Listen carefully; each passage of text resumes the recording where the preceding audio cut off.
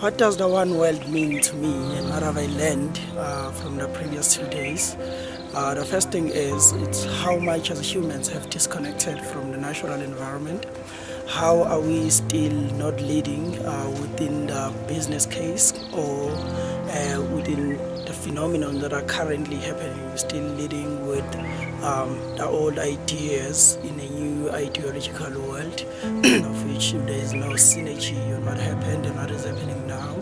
So with the one world concept, we sort of connected everything together and have some kind of one voice on how can we go forward as a human race.